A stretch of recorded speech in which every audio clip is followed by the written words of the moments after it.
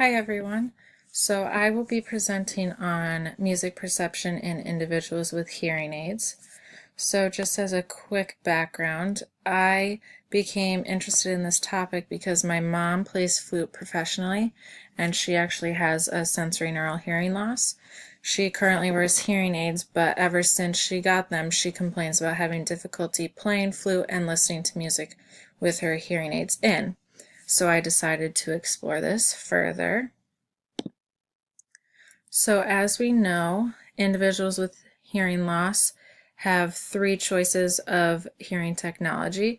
There's hearing aids, bone-anchored hearing aids or BAHAs, and cochlear implants. For the purpose of this presentation, I decided to stick with just hearing aids. And we also know that there's three types of hearing loss: conductive hearing loss, sensorineural hearing loss, and mixed hearing loss. So some common complaints for individuals with hearing aids and music perception include sometimes feeling social withdrawal due to not wanting to participate in social gatherings because of the uncomfortable nature of hearing aids and music. So if an individual with hearing loss may not want to go to concerts or something like that with lots of music. And multiple studies have been done that gave participants questionnaires asking about their music perception and their opinions on it.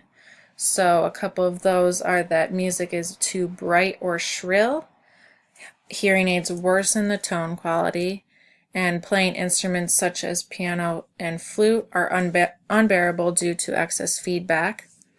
Others have said that there's horrible distortion, and overall they are unsatisfied with how music sounds.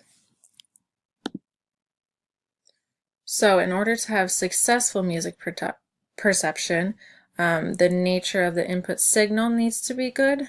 The hearing aid processing needs to be adequate, and the signal at the output of the hearing aid is important. Also, the auditory system of the individual and the person's personal attributes. So this is their basic opinions on music and possible musical training or experiences, and just overall how that individual would like to perceive music. So why do people with hearing aids have difficulty listening to music? In the past, hearing aids have an emphasis on intelligibility of speech and not necessarily listening to and producing music. Hearing aid technology is now increasing, but there is still more improvements to be made. And simply, hearing aids just have trouble tolerating big range of decibels. So comparing speech versus music, conversation is typically between 65 and 70 dB SPL, and even if there's a heated conversation or people are yelling, it's usually only about 80 dB SPL. And then quiet instruments alone are over 90 dB SPL, so instruments can range over 105 dB SPL. And then another component is that speech has a uniform range of frequency due to the fact that most sound sources are similar.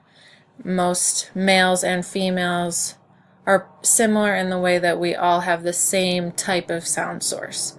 Music, on the other hand, has many variable sources. For example, all instruments are different, they're made differently, and there's also speakers and recorded music. Those are all different components of how the music is produced. And then also distance is directly related to dBSPL.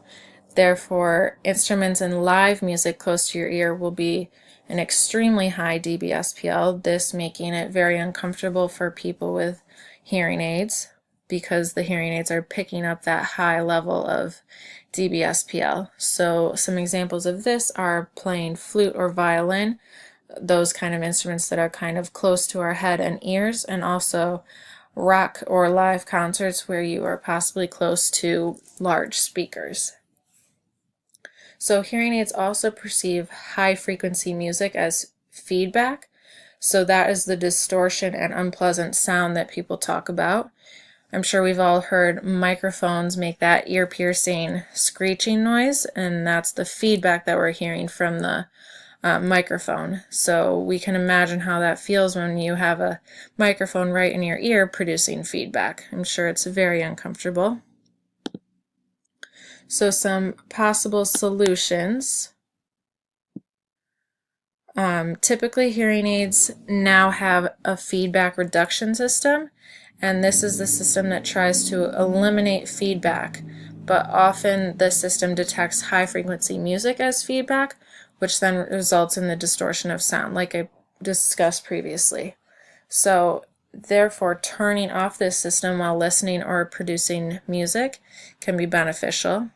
And also, Schmidt 2012 suggests to use microphones that are less sensitive, but this also has its disadvantages because then we risk the microphone not picking up as many speech sounds. Some hearing aids also have settings dedicated specifically to music, so working with an audiologist can cater to each individual depending on their music wants and needs.